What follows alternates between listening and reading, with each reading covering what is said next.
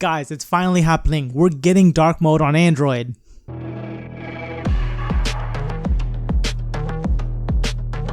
What's up everyone, Mitesh here with MTech, and yes, today we have our first unofficial look at Android Q thanks to those amazing people over at XDA. I'll have a link to their article down below so you guys can go check it out.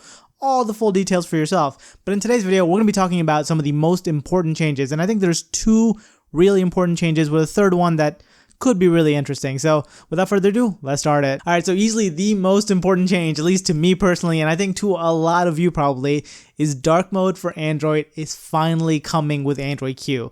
Now, this has been one of the most requested features ever, and it's finally coming. So let's talk a little bit about what dark mode really is. So dark mode is a little bit different than night mode that we've all gotten used to. Night mode, what it tries to do is to try to block blue light from coming through your smartphone so that you can stay on your regular circadian rhythm. What dark mode is actually more of a theme to your smartphone, so that instead of having white backgrounds with black text on them, you're gonna start getting black or dark gray backgrounds with white or some other shade of text on it, so that it's just a little bit easier on your eyes. And the reason that this is such an exciting feature is that, one, people really want this feature. I personally really want this feature. People have all been requesting this feature for such a long time, and it's because, you know, at night, these screens are stupidly bright and it really hurts your eyes to try to read text on them at night. So having something like a dark background with white text on it is just way easier on your eyes. And then number two, most smartphones these days are made with OLED technologies and OLED screens, so that when you have a dark gray or a black background, you're actually saving quite a bit of power with that. And studies have shown that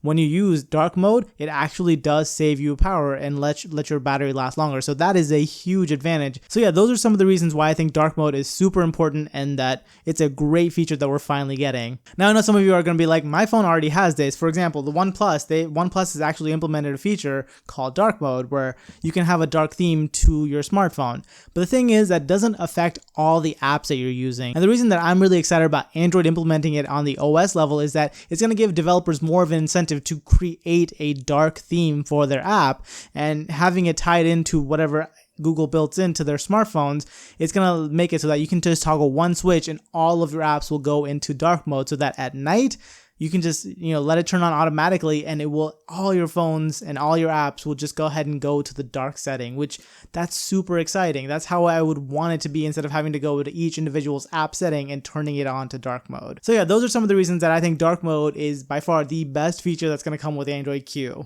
Alright, the next big thing that we got in the Android Q leak is permissions revamp. Now, I know this is not a very exciting feature, but this is something that's sorely needed for Android. They're doing a couple of interesting things inside of this, and first of all is the fact that they're going to revamp how an app asks you for permission. So before, you used to just say, allow access to the camera or deny access to the camera. You had no choice of having the third option, which iOS has had for a while, which is allow access to camera only when the app is in use. So this is something that's really important that I'm happy that Google is finally adding to Android. And like I said, this is a straight up ripoff of how iOS does it, but this is honestly a better way to do it. So there are some apps that I want to give location permissions to, but I don't want them to have location permission always in the background forever.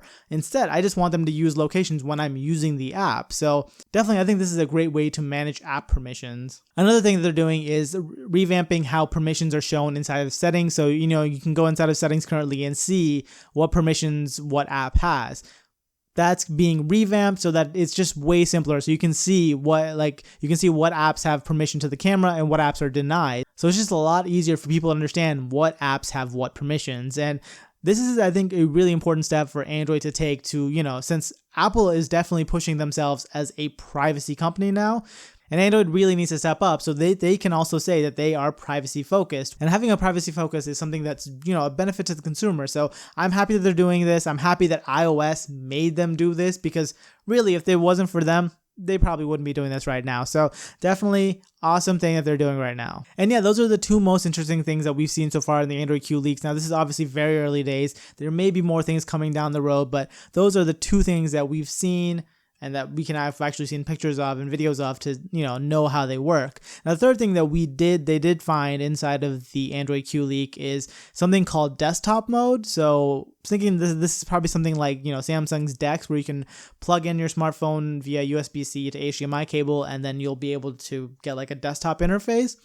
I'm not sure how interesting that would be, but you know, it's definitely an interesting route for them to go. And there's other things that are left off, like revamp of the gesture navigation. So the gesture navigation so far is the exact same as it is on Android Pie, and that is not a great thing. Seriously, that gigantic nav bar at the bottom, I just don't get why you need it if you have gestures. So I'm hoping that they do something in Android Q, but right now it's not looking promising. But yeah, with that, that's pretty much it right now for the Android leaks. I will definitely keep you guys up to date, and let me know down in the comments below, what do you guys think is the best feature? Do you guys prefer dark mode or permissions revamp? I feel like dark mode is definitely going to win on that one, but let me know in the comments down below, and let me know what you guys want to see in Android Q. Is there anything that would actually get you guys excited about it? But with that, that's pretty much all I have for you guys in this one. Thank you guys so much for watching. Like this one if you liked it, subscribe if you guys loved it, and I'll catch you guys in the next one. Bye!